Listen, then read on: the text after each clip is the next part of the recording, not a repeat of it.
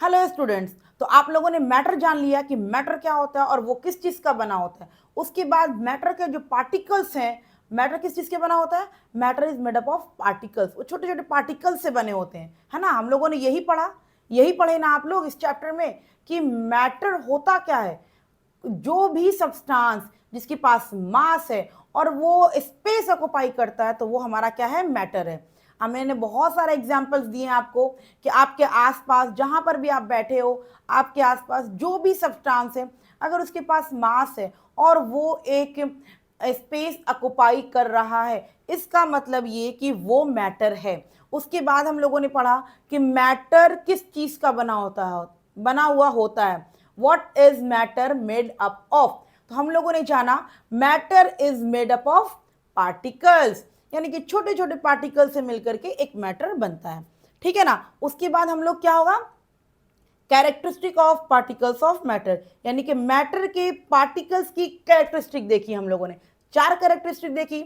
सबसे पहला हम लोगों ने देखा particles of matter are very very small. Next हम लोग देखे particles of matter have space between them, जिसका सबका एग्जाम्पल मैंने डेली लाइफ से लिया है ताकि आप अपने आसपास उस चीज को रिलेट कर सको। ऐसा नहीं हो कि आप, क्या होता है, जो चीज आप पढ़ रहे हो अगर आपके आसपास वो चीज है तो उसको रिलेट करना आसान होता है और टॉपिक को समझना आसान होता है। समझ में आ रहा है। लेकिन अगर मैं आपको पढ़ा रही हूं और एग्जाम्पल दूंगी कि मून पर ऐसा हो रहा है तो आप नहीं समझ पाओगे। समझ में आ रहा है? नहीं समझ पाओगे। क्यों? क्योंकि आपने वहां देखा ही नहीं क्या हो रहा है ना। तो जब भी पढ़ो, जो टॉपिक पढ़ो, उसको अपने आसपास में रिलेट करो कि ये ऐसा हो रहा है, ये ऐसा हो रहा है, क्यों हो रहा है, कैसे हो रहा है। तो आप जो आसपास में आप रिलेट करोगे ना बच्चों, तो उससे आपका कंसेप्ट ज्यादा क्लियर होगा। समझ में आ रही? इसीलिए मैं ज्यादातर एग्जांपल आपके डेली लाइफ का ही देती हूँ। समझ में आ रहा है? तो हम लोगों ने देखा particles of matter have space between them. उसके बाद हम लोगों ने देखा particles of matter it continuously moving. उसके बाद फोर्थ पॉइंट हम लोगों ने देखा था particles of matter attract each other. I hope कि आप लोगों ने चारों पॉइंट को बहुत अच्छे से क्लियर किया होगा और मजा आया होगा। ज़्यादा टफ नहीं है लेकिन इंपॉर्टेंट है। ठीक है ना। इंपॉर्टेंट है आपकी केमिस्ट्री के लिए। अच्छा लगता है पढ़ने में। केमिस्ट्री, फिजिक्स, मैथ्स पढ़ने में मज़ा आता है। ठीक है। कोई भी सब्जेक्ट पढ़ने में मज़ा आता है, बस इंटरेस्ट होना चाहिए बच्चों। ठीक है ना। अगर आपके पास इंटरेस्ट है तो आप कुछ भी कर सकते हो। अगर आपको पढ़ाई में इंटरेस्ट है ना, कुछ भी कर सकते हो। और नहीं है ना, तो कोई कुछ भी करा ले, आप कुछ नहीं कर पाओगे। अगर आपके मन में इंटरेस्ट है पढ़ने का, आप पढ़ना चाहते हो, एकदम दिल से पढ़ना चाहते हो, तो आप हर एक टॉपिक क्लियर करोगे, कुछ भी कर लोगे लाइफ में। लेकिन अगर आप पढ़ना नहीं चाहते हो, जबरदस्ती आपको पढ़ाया जा रहा है पढ़ो पढ़ो पढ़ो, तो आप कुछ नहीं करोगे। हाँ, जबरदस्ती का पासिंग मार्क्स लेकर के निकलते रहोगे लेकिन कुछ नहीं कर पाओगे। इसीलिए हर चीज को मन लगा के पढ़ो। और ये मन कब लगेगा? जब आप हर चीज को डेली लाइफ से रिलेट करना शुरू करोगे। जैसे ही आप डेली लाइफ से, आप कुछ भी टॉपिक पढ़ो उसको डेली लाइफ से रिलेट करो, क्या ऐसा होता है? तो अगर डेली लाइफ से रिलेट करना शुरू करोगे तो एक तो आपका पढ़ा हुआ कंसेप्ट भी क्लियर होगा और दूसरा आपको इंटरेस्ट भी आएगा पढ़ने में। समझ में आ रही है बात? तो चलिए हम लोग आज एक नया टर्म सीखेंगे जिसका नाम है डिफ्यूजन। बहुत आसान टर्म है, लेकिन क्या होता है ना कि बहुत सारे बच्चे कंफ्यूज हो जाते हैं, बोलते हैं क्या है डिफ्यूजन, या अभी आप आगे जाओगे, अभी स्किप कर देते हैं कि डिफ्यूजन क्या है नहीं है। आगे जाकर के आपको डिफ्यूजन नया टर्म आया है। तो ऐसा नहीं है बच्चों, 9th क्लास में ही डिफ्यूजन आपको पढ़ना रहता है और ज़्यादा टफ नहीं है, बहुत आसान सी टॉपिक है। ठीक है ना, जिसको हम लोग बताएंगे आप लोग को। डिफ्यूजन क्या होता है? सिंपल सा अगर कहें, intermixing of two substance. Intermixing of two substance. जैसे आप एग्जाम्पल ले लो, जैसे हमने परफ्यूम क्या किया, परफ्यूम स्प्रे किया। ठीक है ना। जैसे ही मैंने परफ्यूम को स्प्रे किया, उसका स्मेल जो है, उसकी स्मेल पूरे रूम में फैल जाती है। क्यों फैलती है? समझ में आ रही क्यों फैलती है? एक तो पता है कि पार्टिकल्स जो होते हैं वो मैटर के मूव करते हैं। ठीक है ना। तो पार्टिकल्स मैटर के मूव कर रहे हैं तो वो तो पता है, लेकिन एयर में वो मिल जाते हैं। क्या होता है? जो परफ्यूम के पार्टिकल्स हैं वो एयर के पार्टिकल्स से मिल जाते हैं और पूरे में फैल जाते हैं। समझ में आ रही बात? जो परफ्यूम के पार्टिकल्स हैं एयर के पार्टिकल के साथ मिक्स करके पूरे एरिया में फैल जाते हैं। तो intermixing of two substance is known as diffusion. Simple सा टर्म है, intermixing of two substance is known as diffusion. Intermixing of two substance is known as diffusion. जैसे मैंने एक एग्जांपल दिया था आप लोग को, किसमें, particles of matter have, space में नहीं, particles of matter continuously moving में मैंने आपको एग्जांपल दिया था कि जैसे मैंने वाटर में मैं इंक डाला तो क्या होता है, पार्टिकल्स क्या होती है, पूरी ब्लू हो जाती है। तो क्या हो रही है, इंटरमिक्स हो रही है, दो सब्सटेंस क्या हो रही है, इंटरमिक्स हो रही है। इंक के पार्टिकल्स और वाटर के पार्टिकल्स आपस में इंटरमिक्स हो रही है, दिख रहा है आपको। आप डेली लाइफ में उसको करो, आप कर सकते हो, आपके हर घर में अवेलेबल होगा, समझ में आ रहा है। तो आप दो सब्सटेंस जैसे इंक के पार्टिकल्स और वाटर के पार्टिकल्स, जैसे ही हम वाटर के पार्टिकल्स में इंक डालते हैं तो हम क्या देखते हैं, क्या ऑब्जर्व करते हैं, हम ये ऑब्जर्व करते हैं कि पूरा पार्टिकल जो है हमारा, सॉरी पूरा वाटर जो है हमारा वो ब्लू हो गया, पूरा वाटर हमारा क्या हो गया, ब्लू हो गया। तो ये क्या दिखाता है, क्या सिर्फ इंक ही जाकर के से मिला था, नहीं, पार्टिकल्स ऑफ मैटर जो होते हैं वाटर के पार्टिकल्स ही मूव कर रहे हैं और इंक के पार्टिकल्स ही मूव किए, और ये दोनों आपस में क्या किए, मिक्स हो गए। जब ये दोनों आपस में मिक्स होते हैं तो इसको हम लोग डिफ्यूजन कहते हैं, diffusion. Intermixing of two substance is known as diffusion. Intermixing, जहां पर भी दो सब्सटेंस की इंटरमिक्सिंग होती है उसको हम लोग डिफ्यूजन कहते हैं। देखो बच्चों, यहां पर हम लोग particles of matter continuously moving complete कर चुके हैं, उसके बाद हम लोग ये टॉपिक पढ़ रहे हैं। क्यों, क्योंकि particles of matter continuously moving जान गए हैं कि जो मैटर के पार्टिकल्स होते हैं वो कंटिन्यूअसली मूव करते हैं, जो मैटर के पार्टिकल्स होते हैं वो कंटिन्यूअसली मूव करते हैं, वो एक दूसरे में मिक्स हो जाते हैं। जहां पर एक दूसरे में मिक्स हो जाते हैं उसको हम लोग डिफ्यूजन कहते हैं। Intermixing of two substance is known as diffusion. Intermixing of two substance यानी कि दो सब्सटेंस जब आपस में जाके मिल रहा है तो उसको हम लोग कहते हैं, क्या कहते हैं, डिफ्यूजन। ठीक है,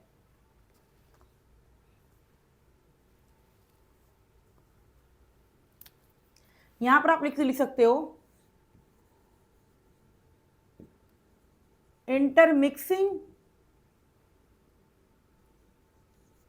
intermixing of a substance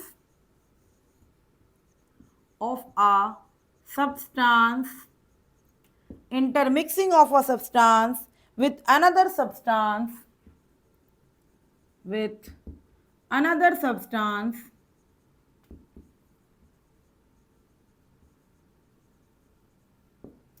intermixing of a substance with another substance due to motion of its particle, due to motion of its particles,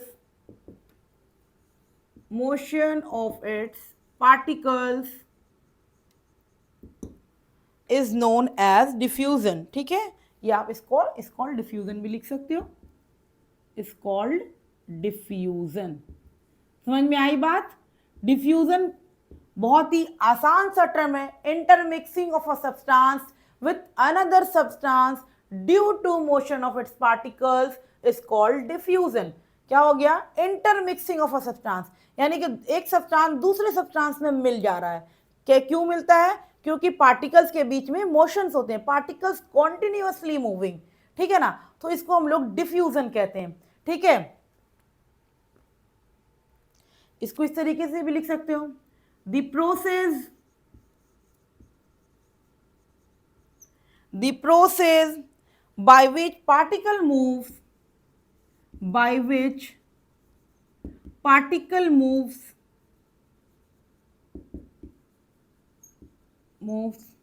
from the process by which particles moves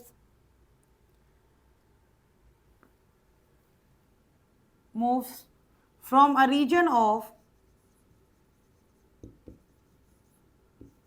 higher concentration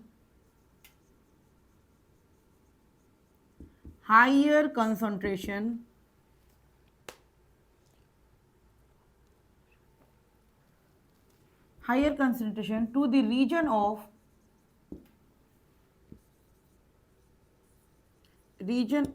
lower concentration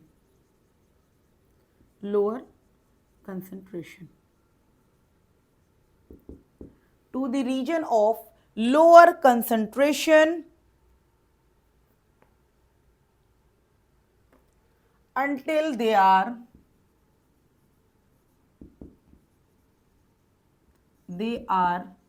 eventually या equally कर लीजिए, equally distributed कर लीजिए, equally distributed, same term है, बस इसको देखिए, the process by which particles move from region of higher concentration to the region of lower concentration. मतलब पार्टिकल्स भी एक जगह से दूसरी जगह क्यों मूव करेगा, क्यों मूव करेगा, क्योंकि वो हायर कंसंट्रेशन से लोअर कंसंट्रेशन की तरफ जाता है। कोई भी पार्टिकल्स जो होते हैं वो हायर कंसंट्रेशन से लोअर कंसंट्रेशन तक जाते हैं, और तब तक जाते हैं जब तक दोनों बराबर नहीं हो जाए। जैसे ये हायर कंसंट्रेशन है, ये लोअर कंसंट्रेशन है, ये क्या हो रहा है, लोअर कंसंट्रेशन की तरफ जा रहा है, और ये जब तक जाएगा जब तक ये दोनों क्या हो जाए, बराबर नहीं हो जाए। समझ में आ रहा है? तो ये भी डिफ्यूजन का एक डिफिनेशन हो जाता है, the process by which particles from a region of higher concentration to the region of lower concentration until they are equally distributed, ये होता है डिफ्यूजन। आपको सिंपल सा याद रखना है कि डिफ्यूजन क्या होता है, intermixing of two substance is known as diffusion. ठीक है, intermixing of two substance is known as diffusion. और उसके बाद क्यों होता है, क्यों इंटरमिक्सिंग होती है, क्योंकि the particles of matter move from higher concentration to the lower concentration until they are equally distributed. क्या होते हैं, पार्टिकल्स के जो मैटर होते हैं, सॉरी मैटर्स के जो पार्टिकल्स होते हैं, मैटर के जो पार्टिकल्स होते हैं वो क्या करते हैं, हायर कंसंट्रेशन से लोअर कंसंट्रेशन की तरफ जाते हैं, तब तक वो जाते हैं जब तक दोनों इक्वली ना हो जाए। इसको भी डिफ्यूजन कहते हैं, ये भी एक डिफ्यूजन का एग्जांपल है। ठीक है ना, ये दोनों पॉइंट में आई होप कि आप लोग को कोई दिक्कत नहीं हुई होगी। डिफ्यूजन बहुत आसान टर्म है, बहुत आसान है, लेकिन क्या होता है ना कि बच्चे समझते नहीं है ना, तो उनको टफ लगने लगता है। देखो मैं फिर बता रही हूं, अगर नहीं समझोगे आप कोई भी टॉपिक को, अगर स्किप करोगे तो ऐसा नहीं है कि वो नेक्स्ट पार्ट में आपका नहीं आने वाला, आने वाला है। अगर आप सोचोगे ना कि यार डिफ्यूजन छोड़ देते हैं, समझ में नहीं आ रहा है, तो आप भूल गए हो ये बात कि नेक्स्ट टॉपिक में या कहीं ना कहीं पे आपसे फिर से मुलाकात होगी इसकी। इसलिए कोई भी टॉपिक को स्किप मत करिएगा, हर टॉपिक को समझने की कोशिश करिए। नहीं समझ में आया एक बार दो बार फिर से पढ़िए, आप नहीं समझ में आया तो आप हमको लाइव में आकर के कमेंट करो, मैं आपको दोबारा समझाऊंगी। समझ में आ रही बात?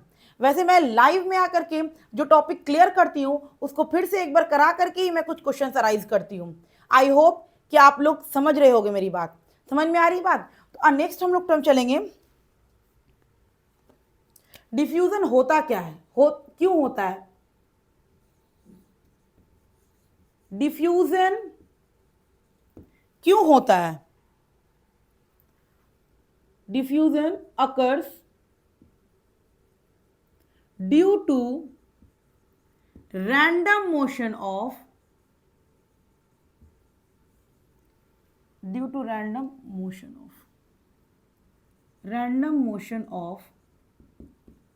particles, random motion of particles। ठीक है, diffusion occur due to random motion of particle. मैंने बता दिया कि जो पार्टिकल्स होते हैं वो कॉन्टिन्यूसली मूव करते हैं, कॉन्टिन्यूसली मूव कर रहे हैं तब तो वो जाकर के दूसरे सब्सटेंस में मिक्स हो रहे हैं। अगर पार्टिकल्स कॉन्टिन्यूसली मूव नहीं करते तो क्या एक पार्टिकल दूसरे पार्टिकल्स में मिक्स हो जाते हैं?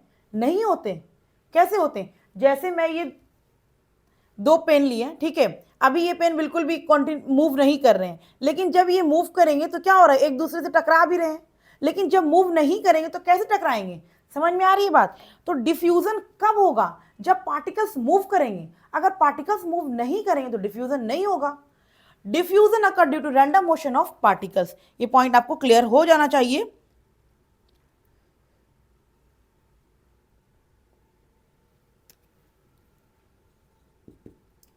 नेक्स्ट पॉइंट हम लिख रहे हैं, diffusion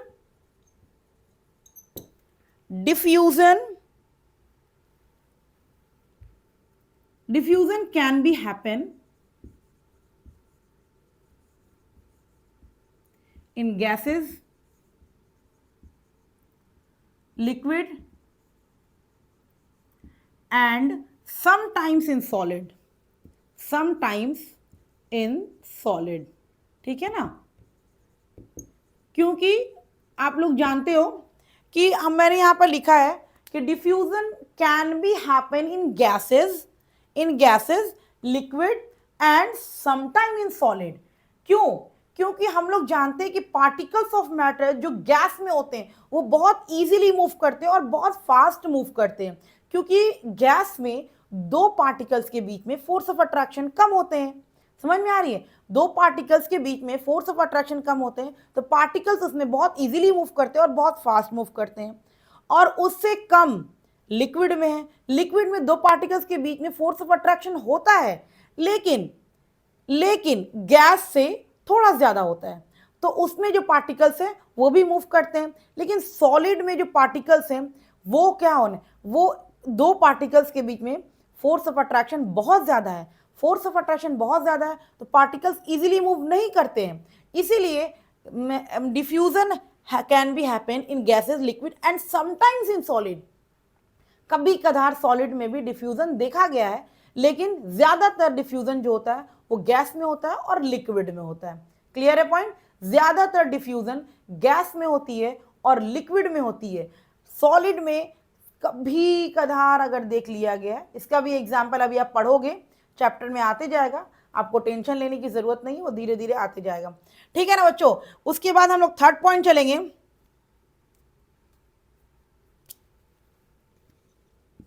diffusion fastest in gas and diffusion fastest in gas and slowest in solid. Slowest in solid. ये भी पॉइंट आपको क्लियर हो गया होगा. क्योंकि स्लोएस्ट क्यों होती है? क्योंकि गैस में पार्टिकल्स के बीच में फोर्स ऑफ अट्रैक्शन बहुत कम होते हैं और पार्टिकल्स बहुत इजीली मूव कर जाते हैं. लेकिन सॉलिड में पार्टिकल्स के बीच में फोर्स ऑफ अट्रैक्शन बहुत कम होते हैं, बहुत कम होते हैं. पार्टिकल्स मूव ही नहीं कर पाते हैं. पार्टिकल्स मूव नहीं कर पाते हैं तो डिफ्यूजन बहुत कम होता है. किसमें? सॉलिड में. और बहुत ज्यादा डिफ्यूजन होता है गैस में. ठीक है ना?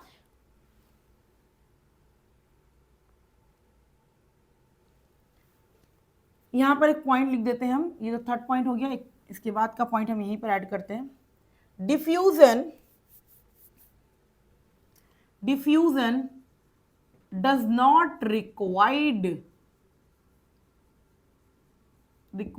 any external energy.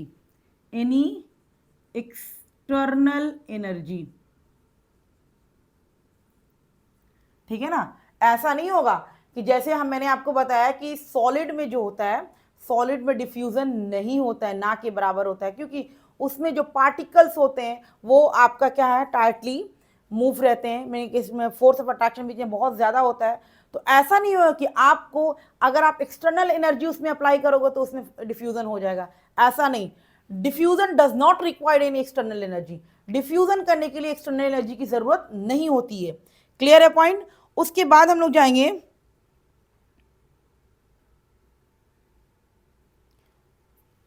इसके बाद हम लोग इसको ये कर देते हैं.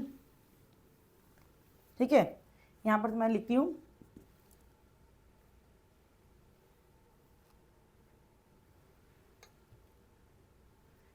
the rate of diffusion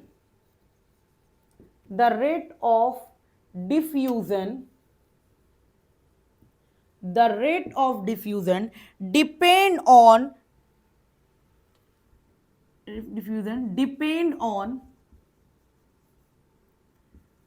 temperature and size. ठीक है? टेम्परेचर और साइज पे डिपेंड करता है. टेम्परेचर, साइज और एक और लिख लीजिए, medium of and the medium of the substance and the medium. Medium में क्या आ जाएगा भाई? सॉलिड, लिक्विड और गैस को ही मीडियम बोलेंगे. सॉलिड, लिक्विड और गैस. ठीक है ना? तो डिफ्यूजन इस पर भी डिपेंड करता है. डिफ्यूजन टेम्परेचर पर डिपेंड करता है, डिफ्यूजन साइज पर डिपेंड करता है और डिफ्यूजन इस पर डिपेंड करता है. उसके बाद when we increase the temperature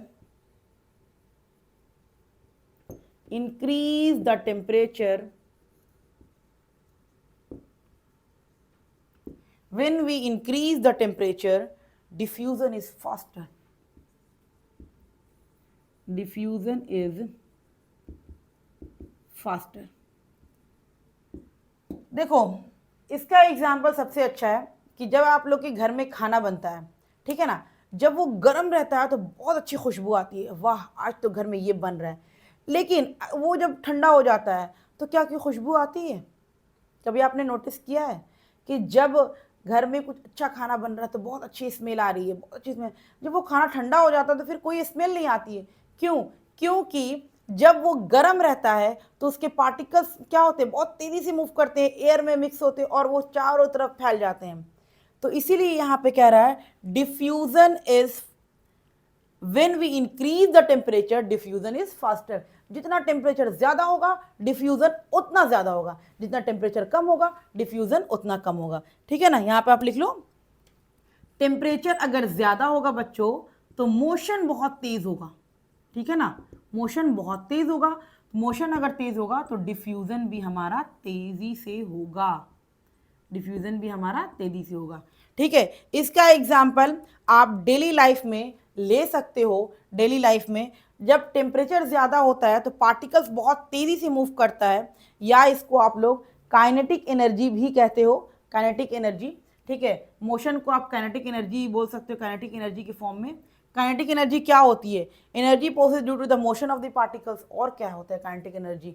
ठीक है ना, तो टेम्परेचर जितना ज़्यादा बढ़ाओगे डिफ्यूजन उतना तेज़ी से होगा। क्यों? क्योंकि टेम्परेचर जितना ज़्यादा बढ़ेगा काइनेटिक एनर्जी उतना ज़्यादा बढ़ेगा, काइनेटिक एनर्जी उतना ज़्यादा बढ़ेगा, यानी पार्टिकल बहुत तेज़ी से मूव करेगा और वो तेज़ी से जा करके दूसरे पार्टिकल्स में मिक्स होगा और वो आपको दिखा। वैसे मैंने एग्जाम्पल दिया कि आप घर में खाना जब बनता है, जब बहुत गरम गरम रहता है तो देखना कि बहुत अच्छी स्मेल आती है, हाँ बहुत अच्छा खाना बन रहा है। लेकिन जैसे ही वो ठंडा हो जाता है तो आपको स्मेल आना बंद हो जाता है। क्लियर है? तो यही एग्जाम्पल है, डिफ्यूजन जो होती है ये फास्टर होती है जब आपका टेम्परेचर इंक्रीज करता है, ठीक है ना, और जब टेम्परेचर डिक्रीज कर जाता है तो फास्टर नहीं होती है। क्यों इंक्रीज करता है?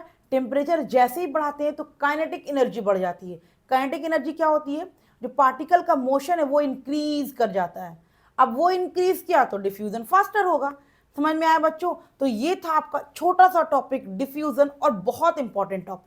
ठीक है ना, बहुत छोटा सा नाम है इसका डिफ्यूजन, लेकिन बहुत इंपॉर्टेंट है। हर एक पॉइंट को अच्छे से याद रखिएगा, और जो नहीं समझ में आएगा प्लीज आप लाइव ज्वाइन करिए और आकर के वहां पर बताइए कि आपको क्या नहीं समझ में आया। ओके।